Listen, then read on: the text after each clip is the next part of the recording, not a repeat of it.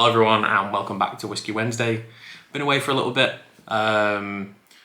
Was just drinking in a very social sense, a lot of alcohol, a lot of coffee and a lot of other things. Took a little 2-week break, recharged myself. Very good to do this kind of thing. I encourage you all to do it as well. But I am back and today I'm talking about Redwood Empire Emerald Giant.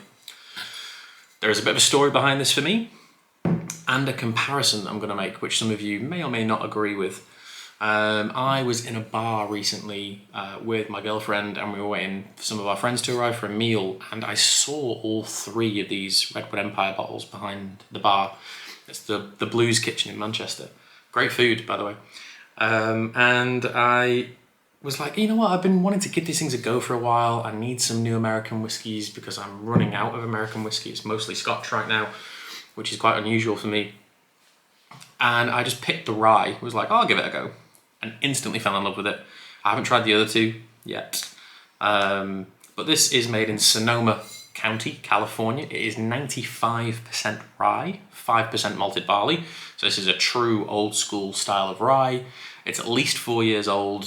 For every bottle that you buy, the distillery will plant a tree, which is pretty cool. And it is named after the Emerald Giant tree on the Redwood Empire estate, which I think stretches from like San Francisco all the way up to the very northwestern coast of America, the United States of America rather.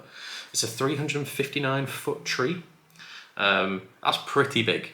That's pretty outrageous. That's taller than most of the buildings that exist around me, and it's a tree. Yeah, really cool label, very noticeable. That beautiful logo with the little trees on the head there and all the birds. Really stands out. But I tried it in a bar, loved it, instantly bought a bottle from a local retailer in Manchester, and I've been enjoying it a lot. I haven't drank much of it because I wanted to review it and I've taken this 2-week break. But in this glass, it is some of the freshest, nicest, most beautiful rye whiskey I've ever tried. That huge arrival of mint, all of these nice, very soft toffee flavours. Remember, there is no corn in this. 95% rye, 5% malted barley. There's mint and lemon zest and almost like kiwi lime juice sort of notes to it. It is still matured in virgin oak casks, so we're still getting a lot of that. Well, not a lot of it, but we're still getting those caramel notes, those vanilla, those toffees, because legally it still has to be matured in those casks.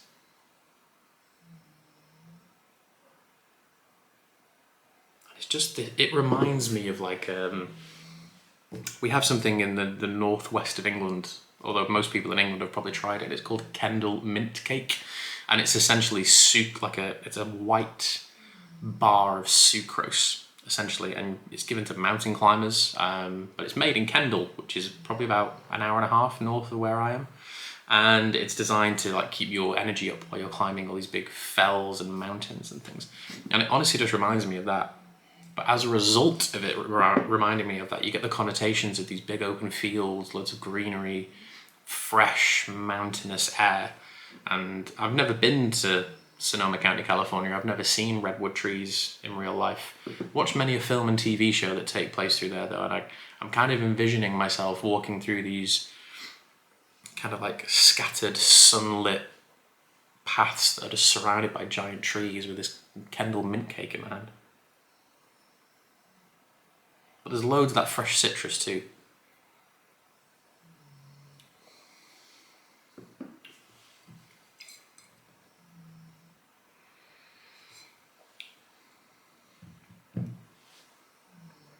It's a very direct flavour.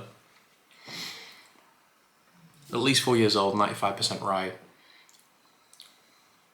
It's big, but it's not overly spicy, I will say. I know rye can divide people, but this thing just sits. You get this kind of slightly youthful exuberance of it all. It really rushes forward and it's kind of all over the place. But then as you're chewing it for a little bit, you begin to pick out these gentle flavours again of lemon, toffee, caramel. It's really mouth-watering. Like in a way that like very refreshing, slightly sour like pop drinks can be. Think of like lemonade, limeade, that kind of stuff.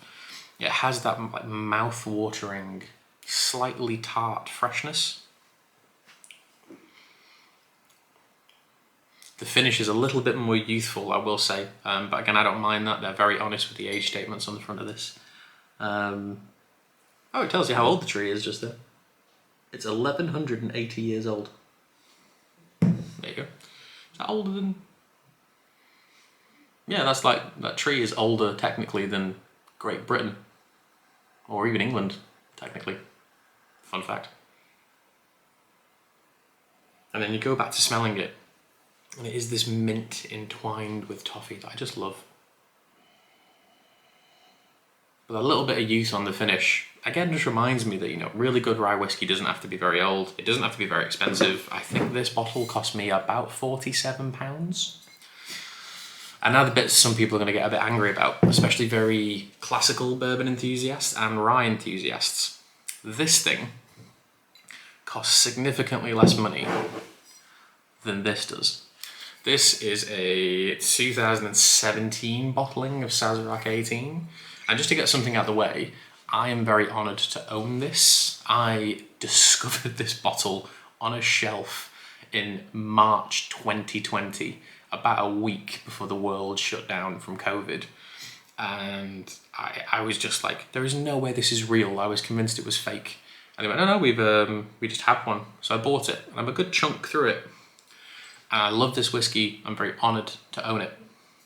But even if you can find this for retail price, which in this country it's about £150, this is 14 years younger, mostly, is call it £100 less a bottle, is significantly easier to get hold of.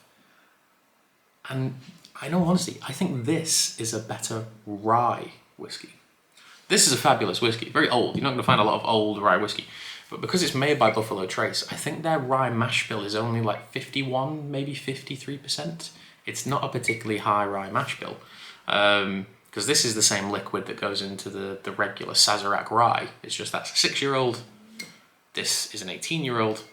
And the Tom H. Handy Buffalo Trace Antique Collection is the 6-year-old stuff, just at cash strength. So it's not a particularly high rye content. I am just going to double check that. So that I don't have to do it, because this is like a little bit of a freeball rant, because I was just about to record this and saw that bottle.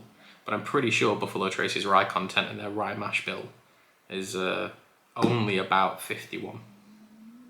Yeah, 51% rye, 39% corn, and 10% malted barley. So when you smell Sazerac 18, if you ever do get the chance to, it is full of all these beautiful, very caramel, very baked good kind of stuff. And it is fabulous, but I will say if you're looking for a really good quality rye that isn't Bullet, because Bullet has its own issues. By all means, just Google the owner of Bullet and you'll find out some pretty intense issues about that. But that's a personal choice more than anything. But this is fabulous.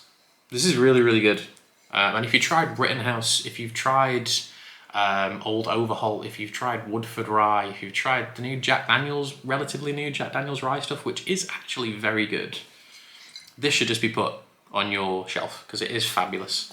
Value-wise, taste-wise, I'm going to give this thing an 8.5 overall. It is a really, really, really good bottle of rye. The weather is getting slightly warmer, it's getting a little bit sunnier, and this is the kind of thing that is going to work well. Neat, in a really good quality cocktail, even mixing like this and some ginger ale with a big twist of lime would make a fabulous long drink if you're at a barbecue or something. And again, it's not expensive. And 45% alcohol, I don't think I mentioned that. But yes, that is Redwood Empire Emerald Giant Rye Whisky. That's an 8.5 from me. I'm back.